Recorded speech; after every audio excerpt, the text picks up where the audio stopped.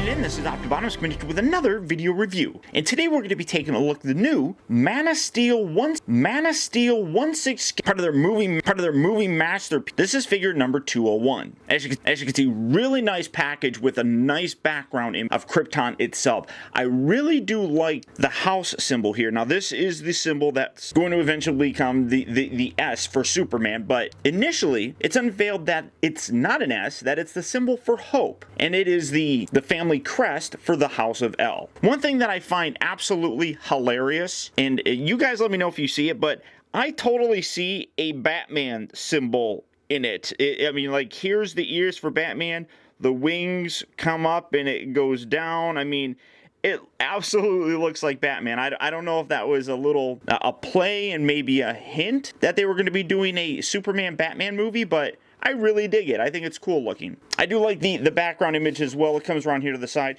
You got a nice image of the logo right there that in some areas you can hardly see it, and in some, well, no, I mean, this one's a little bit easier. When you get it more straight on, it's a little bit harder to see. Yeah, like there, it blends in perfectly. You don't see it, and then when the light hits it, you can see it. I really dig that. Then you come around here to the back, and you have more of that same background image. It is a magnetic open kind of case. Just open it on the side, and you have an empty box because I don't want to give things away. And then you have the people that are responsible, such as the producer, the head painter, sculptors, things of that nature. And then on the inside here, you do see more of that actual fabric. Well, it's not fabric, but this is how the fabric for Superman's actual costume looks. And it's textured. You can feel it. And I dig it. It's not overly gaudy or anything. I think it looks very nice. And you really only see it, and then you got Man of Steel. You can only really see it when you're up close. When you're far away, it just looks like a nice texturing effect on the actual costume. I don't have a problem with that at all. Now, that's about it though for the packaging. So let's get this guy open and see how cool he actually is. Alright guys, so here we have Jor-El opened up and out of its packaging. And I seem to say this a lot more frequently nowadays, but Hot Toys really does impress me with the accuracy that they make their figures with. I mean, really gone are the days where sculpts aren't all that accurate. The portrait for this is absolutely spot on in my opinion. When I look at this, I absolutely see Russell Crowe. Now, probably the biggest downside about this figure is that he doesn't really come with much. Coming down to his accessories, as you can see, he does come with a couple extra pairs of hands. He's got a pair of just regular closed fists, as well as a hand that is designed for his actual gun, and then one that is also kind of designed for the gun, where you would have him holding the bottom section like so. But you only get that. So 3 pairs of hands is kind of on the low end of the hand accessories that Hot Toys gives us. You do get the additional pegs with it, but those are in storage, so that's about it. He does come with this really fantastic gun. Zoom in so that you can see that. I mean, this thing is really outstanding looking and really nicely captures that look and feel of Krypton, and how the Kryptonians really seem to almost have a symbiotic relationship with their environment. This has a very almost wood feel to it. You got a nice amount of detailed script up here. I mean, you can't read it. It's in, I'm assuming, Kryptonian. Then you come around to the side here, and you got a little bit of that going on the little bit right there. But, I mean, this gun really is very organic looking, and I love it. Fairly large gun, too. I mean, it is a two-handed weapon, so really nice. And then you come around, I mean, you got that side, and then on the opposite side, you got some more of these drawings on here, and then it really does look like there's holes in it, like it's wood. So, really very nice. The other accessory that he comes with is the skull, which contains the codex for all the genetic material for Krypton. Absolutely gorgeous piece as well. You can see a real nice black molded busted skull, and then on the inside, as part of the molding, it looks like there's just gold paint, or you know, throughout the entire thing. You come around to the inside, and it's hollow. There's nothing on the inside there, but really very cool looking. And this is an absolutely wonderful piece to have included with this figure, because it was very essential, and you get a real nice appreciation for how it looked on the screen. And then the other accessory that you get is his display stand. Now, this is the first time that we've gotten this. This is a huge display stand and utilizes a completely new thing, this being a flexible pillar. Now, this section here just screws on. Let me unscrew it. When you get it, it is in 2 different sections, and you have to put it together. But you have this display stand with the very nice kind of bronze Superman logo right there. It's really nice. And then you can see right in the front, it says Man of Steel and Jor-El. But this is really a nice display stand, and you can see just how big this is by comparison to, say, my hand. Then you got this pillar here that, as I said, it's metal. It almost feels like. I mean, it's very heavy duty. I'm hitting it on my ring here. It's very heavy duty. And then it has this little screw piece right up here, which I would imagine you put this piece on here. My problem that I would have with this is that when you put it on there, it's a very tall display stand. I mean, bringing in the Jor-El figure, you can see, and after I drop them, stay right there, sir.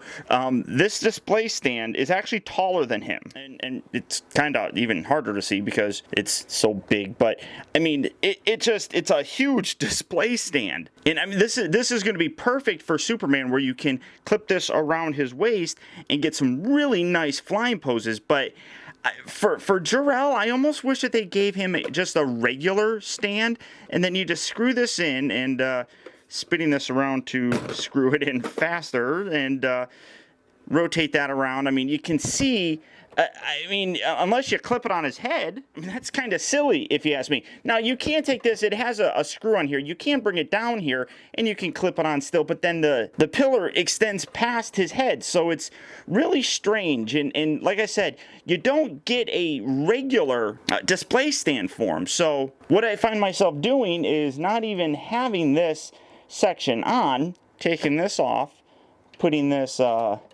back on, and then kind of bending this down like so, and then putting that there. So it's sort of propping him up, I guess.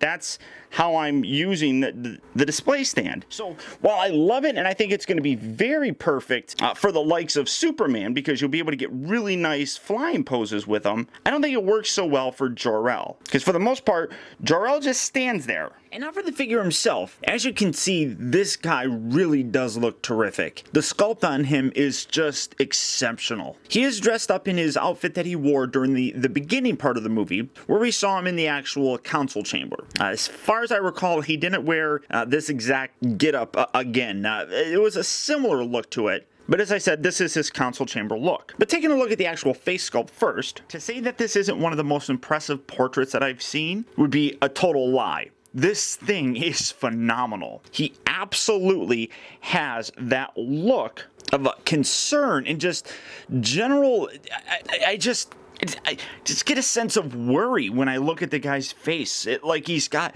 so much on his mind. I mean, it's simply stunning. The hair is all nicely done as well. I mean, I love it. You even got his little moles. Like you got one right there on his cheek. You got another one here on his other cheek. But simply incredible. You come down to his chest piece here. And again, that's absolutely stellar looking. Everything on there nicely captures the look that we saw in the film itself. You also got his little shoulder pads right here, which are a little bit flexible, so it doesn't really hinder his movement at his shoulders all that much, which is a wonderful touch. And then you can see underneath the actual robes that he has a very similar costume look to actually Superman's. You got the blue on the inside there, and then when you come all the way down to the bottom, you can, well, coming around here to the back, you can also see that his pants had that same blue material on it. And then you got his boots right here that are, it feels like they're a separate piece. You can kind of see it separating a little bit there. I'm not going to pull it off or anything, but it is a very flexible material. These are a little bit more rubber feeling. And then you got the soles of his shoes right down here. You can see that he does have a zipper here going up the back section, which allows you to open that up a little bit more. I like actually having that open more. I don't know why or anything. I got a little dust on his cape.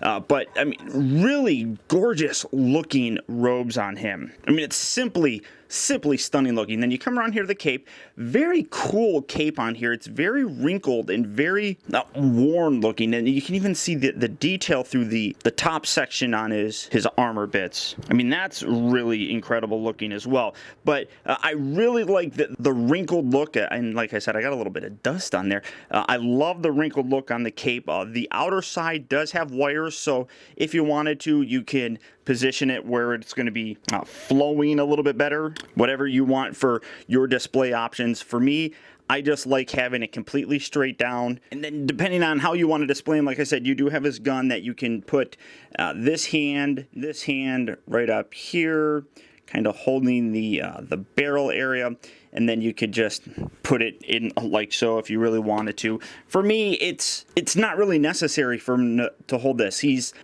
to me, a man of peace more than anything. So I really do just like taking his hands and bringing him in like so and having him stand there just like that. I mean, for me, that's a perfect pose for this guy. Just giving a sense of wisdom to him. So for his articulation, it is pretty much identical to what we've come to expect from Hot Toys. His head is on a ball joint. It does have the neck joint, but this is a little bit harder of a plastic, so you don't get a full range of motion, but you can see that the neck does move, as well as the ball joint for the head. And then I've also noticed in here that he's also got gray in his beard, which is terrific. The shoulders move that far back. You can move it forward and back like so, but because of the clothing, you do want to sort of rotate the clothing as you move the arms around. You can't really get him in a very good flying pose, mostly because these come down over his shoulder, so you can't really have him fly. And I don't know why you would want to be totally honest. I mean, he doesn't fly. I mean, he's not on Earth. So he does have two joints here at the elbow. The wrists do have the forward and back rotation as well. The torso does have a crunch. It also has a lower rotation bit. The hips move forward and back, but again, the actual fabric does hinder it a little bit, not too much. And it really doesn't bug me because you're not going to be doing a lot of crazy poses with this guy. They do move in and out, but again, the robes down here limit a little bit of that. You do have double joints here at the knee. They do rotate at the ankle. They move forward and back, or they tilt side to side. They move forward and back. So all the articulation that you could want in the figure is there. But like I said, for me, it's just a matter of getting him standing and posed like so. It's just a very regal, very cerebral look to him, and I love it. Now, Hot Toys has really done a phenomenal job recreating Jor-El from the Man of Steel movie. And while the last third of the movie I really didn't like, and there are some bits in the film that I really it doesn't sit well with me, all the actors and their portrayals of their various characters was incredible, if you ask me. And Russell Crowe did a terrific job as Jor-El. And Hot Toys did a terrific job of recreating Russell Crowe in that particular role. Now, my biggest complaint with this entire figure would probably be the price. This guy is $220, and you really don't get a lot. By comparison, the upcoming Man of Steel Superman figure is $20 less. Now, granted, you don't get as much. I suppose it's kind of a I don't know. I'll have to think about it when I get that guy, because you actually do get an extra pair of hands, one more than you get with Jor-El. You get the same display stand. You don't get a gun, and you also don't get the Codex skull, but you do get an actual 1-to-1 scale metal command key. So, I don't know. I really would be a lot more comfortable with this figure if it was exactly $200. I think the $220 is pushing it a little bit more. Especially since, like I said, all you're getting is, well, get these hands out of the way. All you're really getting are these two extra pieces. And that, I don't feel is worth an extra $20. But that being said, the figure is still phenomenal, and I absolutely love him and highly recommend picking him up. If you are a 1/6 scale fan, or a fan of the Man of Steel movie, heck, even if you're a fan of Russell Crowe, this will look absolutely awesome on your display shelf. So if you are interested in getting him, go ahead and click on the link down in the video description. You'll go to Sideshow Collectibles where he's in stock, and you can pick him up and add him to your collection today. But beyond that, that's about it, guys. So once again, I want to thank you for tuning in. This has been Optibotimus. Don't forget to keep in touch with me and follow all recent purchases and upcoming video reviews all at facebook.com/teambotimus and by following me over on Twitter at twitter.com/Optibotimus. Also, don't forget to check out my new website at optibotimusreviews.com. And if you like this review, don't forget to please like it, subscribe, and share this video. And until next time, I'll talk to you later.